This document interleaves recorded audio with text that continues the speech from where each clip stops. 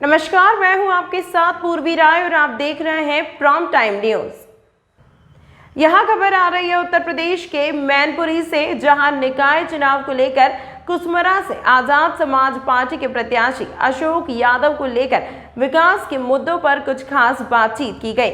आइए बताते हैं आपको बातचीत के कुछ अंश। फ्रंट पे देखिए जी, आपका शुभ नाम क्या है सर? मेरा नाम आलोक यादव। किस पार्टी से आप प्रत्याशी? आजाद समाज पार्टी। आजाद समाज पार्टी से।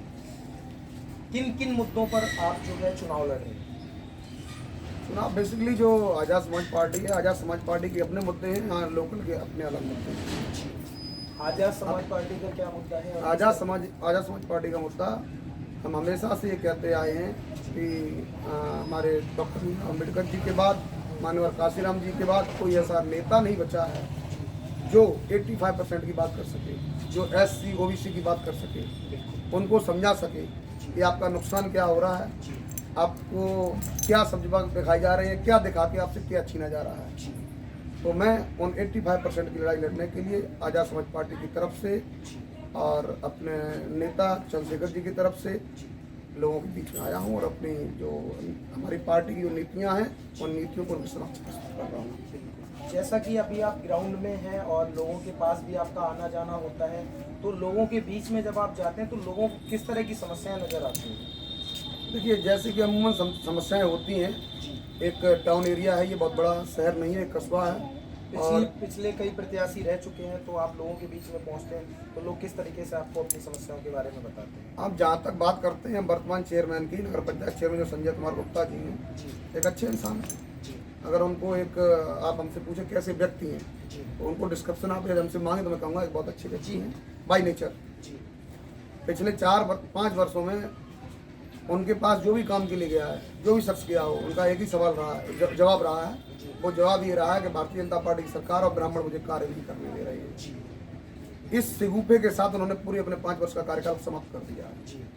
आज जब आप घूमने निकलेंगे कुसमरा की गलियों में, तो आपको सड़कें सही नहीं मिलेंगी, आपको स्ट्रीट लाइट सही नहीं मिलेगी। इसीलिए मैंने आपसे क्वेश्चनिंग की, जब आप लोगों के बीच में पहुंचते हैं तो किस तरह की उनको समस्याएं आती हैं? यहाँ आप जहाँ बैठे हुए हैं, यहाँ से यदि आप 100 मीटर अंदर जाएंगे तो आपको नज़र आ जाएगा कि पानी के जल भराव की स्थिति बनी हुई है। क्योंकि गर्मियाँ आ रही हैं, मच्छरों का प्रकोप होगा, डायरिया, हैज़ा, मलेरिया, ढेर सारी बीमारियां अपना घर बनाएंगी यहाँ पे आके।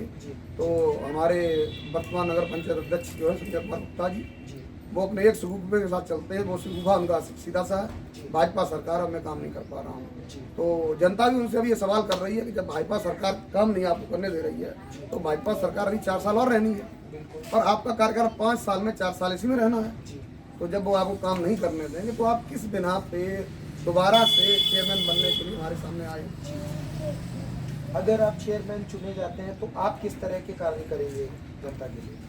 देखिए, जनता के लिए जो आम जन समस्याएं हैं उनके साथ साथ मैं एक और अपना मोटो प्रस्तुत करना चाहता हूं जनता के सामने। जी बिल्कुल।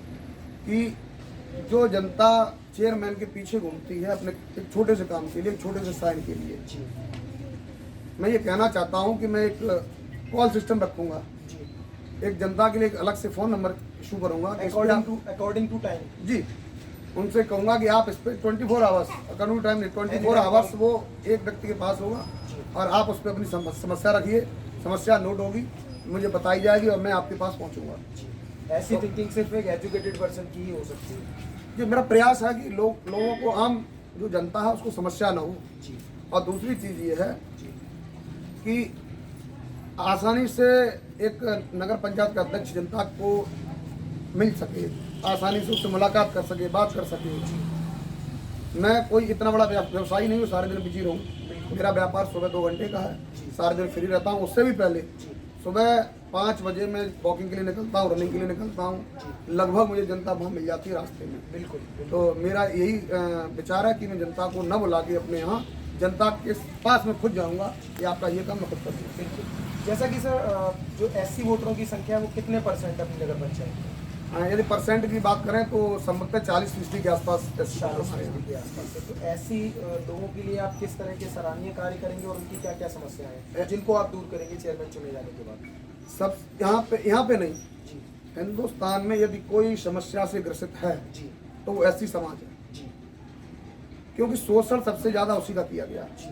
मैं इस बात से इत्तेफाक रखता हूँ कि शोषण पिछड़ों का भी हुआ है, लेकिन अपेक्षाकृत यदि उसको हम परसेंटेज में डिवाइड करें तो उस परसेंटेज में एससी समाज का शोषण 85% हुआ है और 15% में ओबीसी आते हैं। बिल्कुल।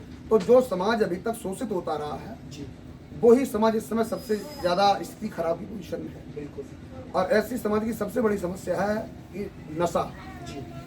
सबसे पहले उनके लिए कोई ऐसा कार्य करना पड़ेगा जिससे उनको नशा मुक्ति केंद्र खोले जाएं, उनको नशा मुक्ति केंद्रों में रखा जाए, उसके बाद उनको रोजगार दिया जाए ताकि वो अपनी आजीविका चला सकें। बिल्कुल। तो मैं सबसे पहले शिक्षा, स्वास्थ्य, ये 2 कामों पर काम करने के बाद मैं ओबीसी और एससी को संगठित करने का और प्रयास करूँगा। कई ऐसे कार्य जो पिछले प्रत्याशियों ने यहाँ पे कंप्लीट नहीं किए हुए आपके माइंड में हो, तो किस तरह की उसके लिए आप रणनीति यूज करेंगे? मैं आपको पहले ही बता चुका हूँ कि जो पिछला कार्यकाल रहा है 5 वर्षों का, इसमें कोई कार्य हुआ ही नहीं, विकास कार्य हुआ ही नहीं। जी। विकास कार्य बिल्कुल ठप पड़े हुए हैं। जी। इवन इसका प्रत्यक्षदर्शी मैं भी हूँ। मैंने भी कई बार संजय गुप्ता जी को फ़ोन किया, कुछ कामों के लिए फ़ोन किया, हालांकि वो कभी मेरे व्यक्तिगत काम नहीं रहे। उनका मुझे भी जवाब एक ही आया था, आलो भैया भाजपा वाले मुझे काम नहीं करने दे रहे हैं, सरकार भाजपा की है। तो मैं चाहता हूँ जो काम पिछले 5 वर्षों से बिल्कुल हुए ही नहीं है, स्टॉक की स्थिति में पड़े हुए हैं, उन कामों को फिर से शुरू किया जाए। चाहे वो नालियों की सफाई हो, चाहे वो खरंजों का बनाना हो, चाहे वो नगर की सामुदायिक व्यवस्था हो, चाहे पानी की समस्या हो, जो भी समस्याएं हैं उनका निराकरण करने का भरपूर प्रयास करूँगा। बहुत अच्छा, बहुत अच्छा। हमारी शुभकामनाएं आपके साथ हैं और थिंकिंग भी आपकी कहीं तक बहुत ही बेहतर है, जो कि जैसे कि अभी आपने 1-2 चीज़ें बोली हैं कॉलिंग को लेके, जो लोगों के बीच में कभी एनी टाइम किसी को अगर कोई समस्या है तो उस समय वो आपको एट द मोमेंट कॉल कर सकते हैं। चलिए, धन्यवाद, नमस्कार, शुक्रिया। तमाम महत्वपूर्ण खबरों के लिए देखते रहिए प्राइम टाइम न्यूज़।